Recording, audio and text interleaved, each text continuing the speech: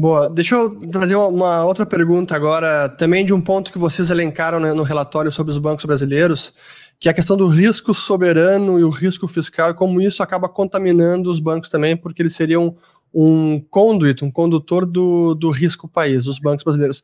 Então eu queria que o Roberto comentasse um pouco essa questão também, de que forma tudo que a gente vê hoje no Brasil, a gravidade da situação fiscal, câmbio, tensão política, de que forma isso acaba contaminando o setor bancário? Acho que são duas coisas. O banco, quer dizer, ele é risco soberano na veia.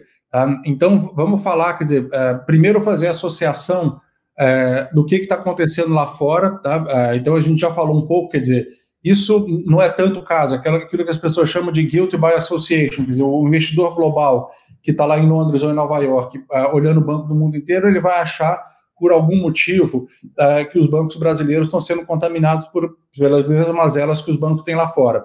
Isso acontece até certo ponto.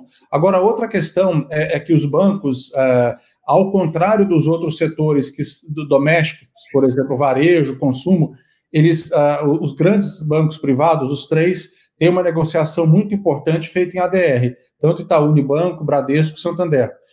Então, quando os investidores estrangeiros, quando eles estão com uma percepção ruim em relação ao Brasil, quando o risco Brasil dispara, eles acabam vendendo ou até shorteando esses bancos como proxy de Brasil, para ficar negativo em Brasil.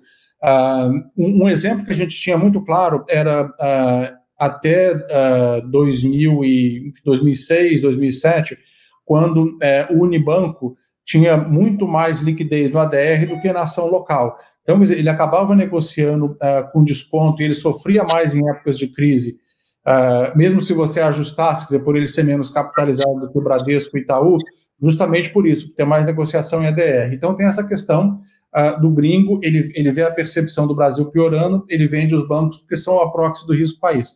A outra coisa, quer dizer, para o próprio investidor doméstico, quer dizer, ele está olhando os bancos, é muito importante que ele tenha uma segurança de que a dívida pública vai se estabilizar. Você tem hoje dívida PIB mais ou menos próximo de 100%, a dívida bruta. A dívida líquida, obviamente, é mais baixa, mas a dívida bruta, ela, tanto a líquida também, é uma das maiores em mercados emergentes.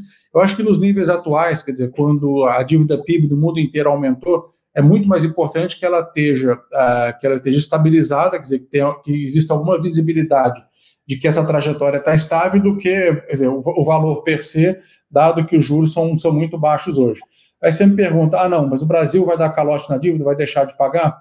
Obviamente que não, quer dizer, porque, por definição, nenhum país, quer dizer, que emite dívida na sua própria moeda deixa de pagar. E a dívida pública no Brasil ela é toda em reais, não existe dívida em dólar. E isso acho que foi um grande serviço que o Meirelles fez.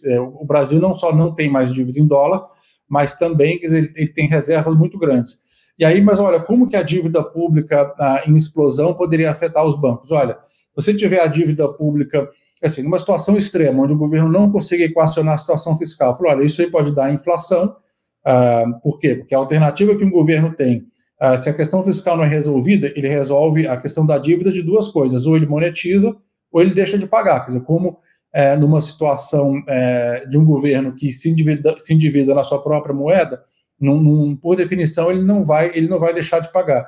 Aí você imagina, olha, um cenário de mais incerteza econômica, mais inflação, você vai ter muito menos crescimento econômico, e as pessoas falam, não, mas os bancos não ganham com a inflação. Eu falo, olha, isso era o caso lá atrás, quer dizer, muito lá atrás, quando a estrutura do balanço era outra, quer dizer, e quando você tem inflação, aumenta muito mais a incerteza econômica, as empresas não investem. Eu acho que se você começar a procurar, assim, antecipando um cenário onde a inflação seja muito maior, setores que se beneficiam de inflação, eu acho que você tem que buscar empresas que produzem bens básicos, né, e que sejam oligopolistas, monopolistas. Por quê? Porque teriam pricing power. Eu acho que numa situação dessa de inflação, é muito difícil você imaginar que tem algum crescimento econômico com inflação, mesmo porque a gente já viu que o pobre, quer dizer, é quem perde muito mais com a inflação. Então, todo aquele ganho que você teve, que foi o fim do imposto inflacionário depois do Plano Real, aconteceria exatamente o contrário. Quer dizer, a inadimplência aumentaria muito, por quê? Porque o pobre, quer dizer, e hoje que você não tem mais esses mecanismos de indexação, as pessoas que vivem de salário, até um pequeno comerciante, ele perderia muito da sua renda se você começasse a ter inflação alta. Por quê? Porque esse cara não tem pricing power. Então, teria um efeito muito ruim na cadeia econômica, né? Por isso que eu acho que é importante falar, não, o governo vai dar o calote, quer dizer, numa situação onde, imagina que para manter esse nível de renda complementar, quer dizer, de renda cidadã que tem, não caiba no teto de gastos, né? Os caras falam, vamos furar o teto de gastos e vamos que vamos. O governo não vai deixar de honrar a dívida. Se você continuar a tiver mais estresse ainda, mercado de LFT, tudo isso, o limite ele vai lá, imprime e paga. Mas isso gera inflação, e um cenário de inflação não é bom para os bancos, de forma alguma. Pois é, realmente, acho que o único real beneficiado de inflação é o governo, porque é ele que emite moeda, né? O restante da população só se prejudica. Mas realmente há essa percepção herdada lá da década de 80, de alta inflação, de hiperinflação, que os bancos são muito beneficiados com a inflação. A gente não vive mais nesse mundo, mas aí até minha pergunta que eu faço é: como é que a inflação hoje mais alta acaba machucando os bancos? Porque lá fora, olhando Europa, Estados Unidos, Japão, países que historicamente têm uma inflação muito mais baixa, até o artifício de correção monetária e reajuste dos contratos corrigindo pela inflação quase não existe, eles são muito incipientes. E aqui no Brasil ainda existe bastante. Então, de que forma que a inflação aqui machuca os bancos? Olha, eu poderia dizer que uma das maneiras que machuca é que, em geral, a inflação não é positiva para a economia, certo? Acho que você me dá uma muito alta, você vai acabar levando a inadimplência. Na década de 80 e 90, os bancos não tinham, como o Bartusz falou, eles tinham muito pouco crédito no balanço. Era uma operação justamente de fazer aquele float e administrar. Hoje em dia, eles têm crédito no balanço, né? Então, quando você começa a ver esse crédito, as empresas começam a quebrar, as pessoas começam a ter problemas de pagar as dívidas, daí você começa a ter inadimplência, isso é real.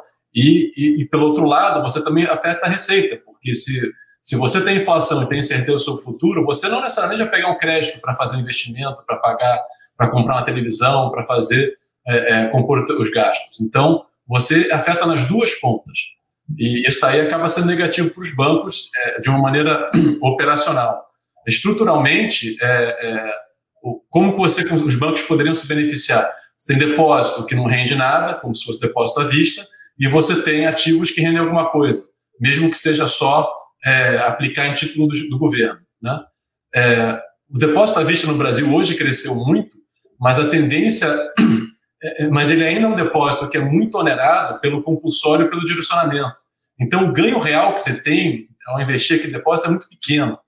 Então, não tem tanto ganho assim com a inflação dos bancos. Eu acho que o impacto operacional é maior. E vale lembrar, né, o maior custo dos bancos, hoje ainda, é o custo de pessoal, são as pessoas, a folha de pagamento dele, né? E tem dissídio todo ano. Esse dissídio normalmente vem um pouco acima da inflação também. Então, também tem isso a se considerar.